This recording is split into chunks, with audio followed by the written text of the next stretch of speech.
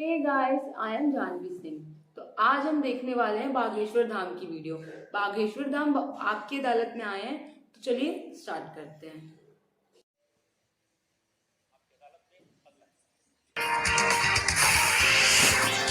आपकी अदालत में बागेश्वर धाम के प्रमुख धीरेन्द्र कृष्ण शास्त्री पर इल्जाम है कि ये दुष्प्रचार करवाते हैं। अच्छा, ये दुष्प्रचार। देखिए, एक उदाहरण मैं आपको देना चाहता हूं। YouTube पर मैं देख रहा था, एक वीडियो है आपका, और उस वीडियो को देखने से ये इंप्रेशन आता है कि जैसे प्रधानमंत्री नरेंद्र मोदी आपके दरबार में आए, और एक नहीं 3 ऐसे वीडियो हैं बागेश्वर धाम ऑफिशियल चैनल पर। अब आपके समर्थकों ने बनाया, मैं आपको दिखा देता हूं, आप बताइए कि वो आपका है क्या नहीं। बागेश्वर धाम सरकार पहुंचे पीएम मोदी, तो क्या मोदी जी भी बागेश्वर धाम सरकार के भक्त हो गए हैं? आए दिन बागेश्वर सरकार के पास नेताओं की भीड़ लगी रहती है, जिसमें प्रधानमंत्री नरेंद्र मोदी जी का नाम भी शामिल है, जो कुछ दिन पहले ही बागेश्वर धाम सरकार के दर्शन करने पहुंचे थे।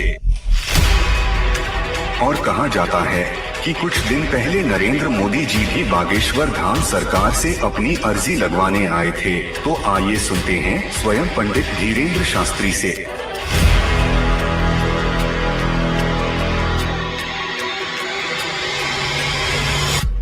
मोदी जी को ये प्रोजेक्ट रहते हुए जैसे बागेश्वर धाम आए, मेरी जानकारी है कि 3 वीडियोस हैं, उनमें से एक बागेश्वर धाम का है।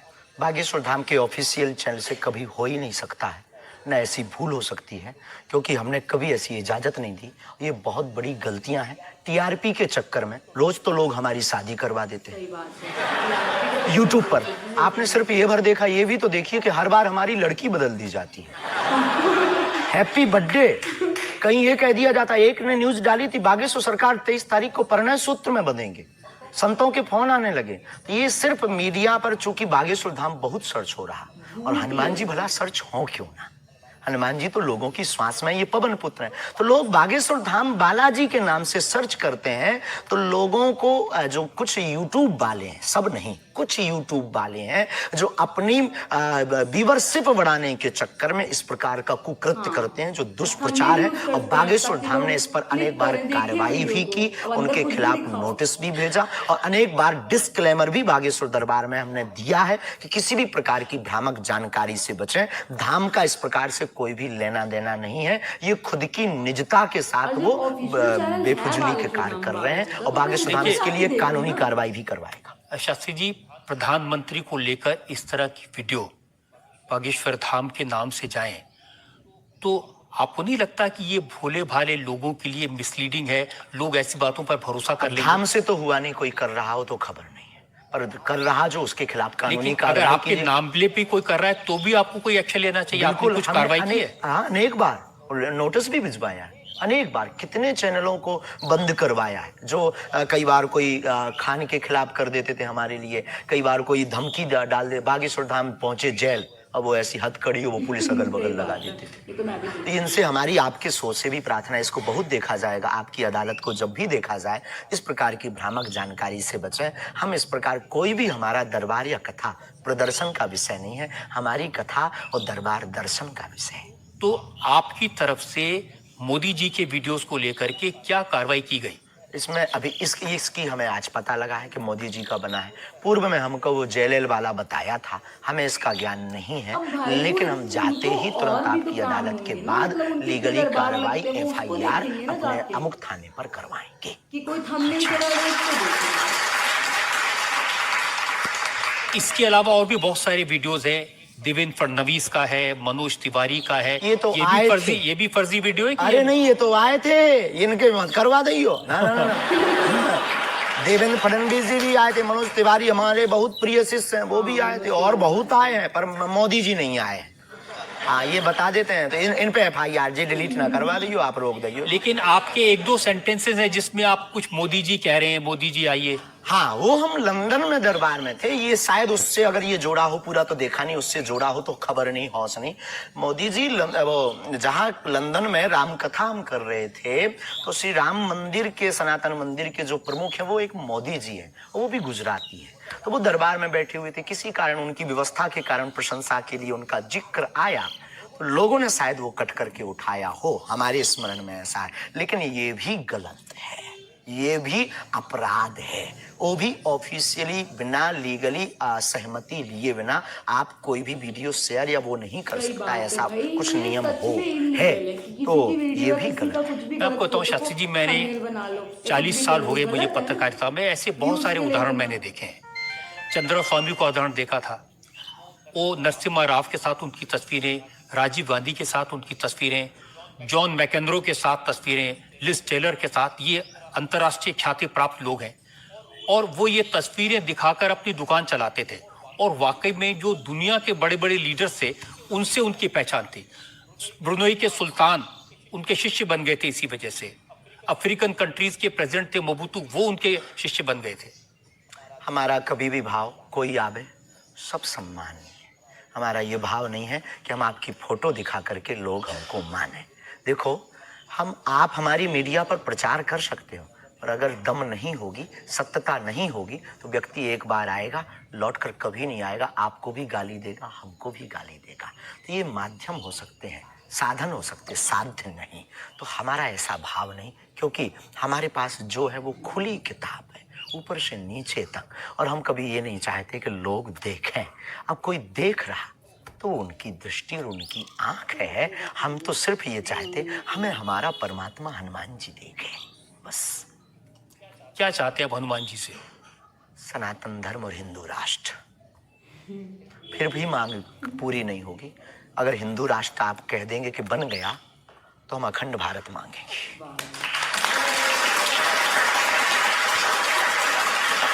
अगर वाकई में आपको भरोसा है कि बजरंगबली ऐसी इच्छाओं को पूरा कर सकते हैं, करते हैं हमारी तो स्केल थोड़ा बढ़ाइए ना, उनसे कहिए कि पुतिन को समझाएं कि यूक्रेन से अपनी सेना वापस ले ले।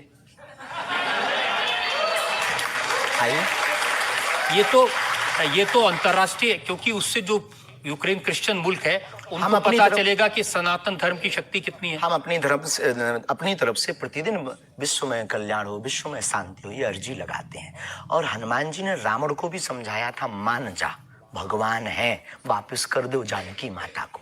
लेकिन जिसकी आ गई हो तो हनुमान जी की बातें उसे नहीं भाती।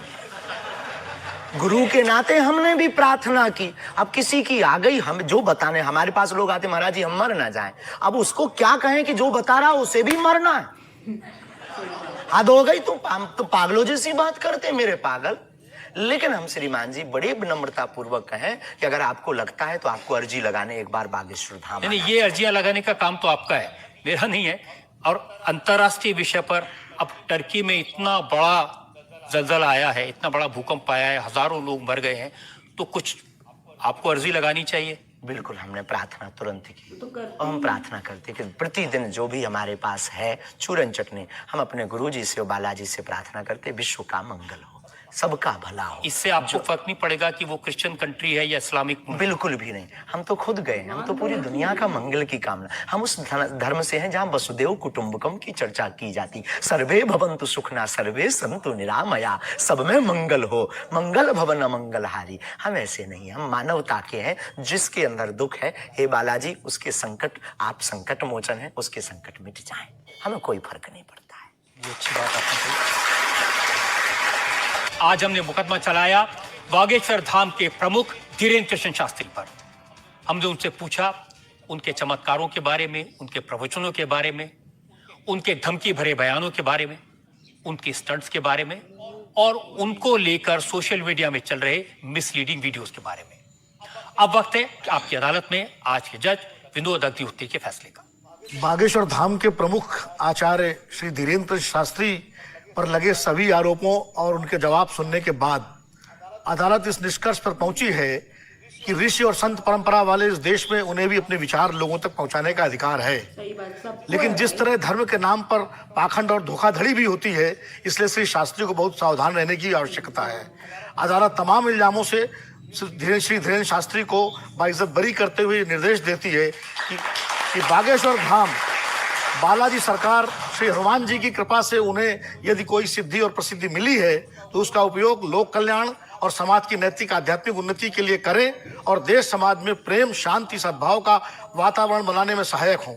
शास्त्री युवा हैं, इसलिए उनमें जोश स्वाभाविक है, परंतु जोश के साथ साथ होश भी अत्यंत आवश्यक है। अदालत अपेक्षा करती है कि उनकी वाणी में संयम, करुणा और क्षमा से अभिभूत रहेगी। आशा है कि धीरेन्द्र शास्त्री सनातन धर्म के इन्हीं शाश्वत मूल्यों के साथ भारतीय संत परंपरा को आगे बढ़ाते रहेंगे।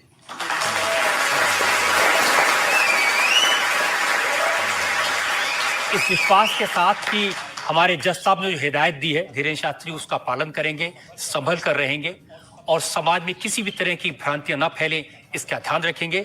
आपकी अदालत का आज का मुकदमा यहीं खत्म करते हैं। अगले सप्ताह आपसे मुलाकात होगी एक नई शख्सियत के साथ। तब तक के लिए नमस्कार। इंडिया टीवी हर वक्त हर जगह डाउनलोड करने के लिए सर्च करें इंडिया टीवी न्यूज। जेल में जा रहे हैं तो ये सब ना सिर्फ प्रोपोगेंडा है और कुछ भी नहीं है, ठीक है। तो ये सब पे तो बिल्कुल ट्रस्ट करना नहीं चाहिए इंसान को, और मैं खुद भी बिल्कुल नहीं करती। अब बाकी अपने अपने ओपिनियन है भाई, किसी को सही लग रहे हैं, किसी को गलत लग रहे हैं, पर गलती तो कहीं कुछ नहीं है ना। ये एक इंडिपेंडेंट कंट्री है, तो यहाँ पे सबको अपने लिए बोलने का या किसी के लिए भी बोलने का हक है। तो इस पे हम किसी को जज नहीं कर सकते ना इस बेस पे। तो अब ऐसे तो हम भी बोलते हैं, तो हमको कोई जज थोड़ी करने आता है। तो वैसे ही अब वो इंसान अगर अपने सनातन धर्म के को लेके साथ में उसके लिए बोल रहा है तो किसी का भी कोई हक नहीं है ऐसे बोलने को। तो बहुत टाइप के लोग हैं और बहुत सी गलत सही बातें करते हैं, उनको तो कोई बोलने नहीं जाता, लेकिन ये बोल रहे हैं तो इनको सब इनके पीछे लगे हुए हैं। तो ये सब प्रोपेगेंडा ना फैलाएं कृपया करके। और ये वीडियो कैसा लगा ये अपने को बताइएगा। Thank you.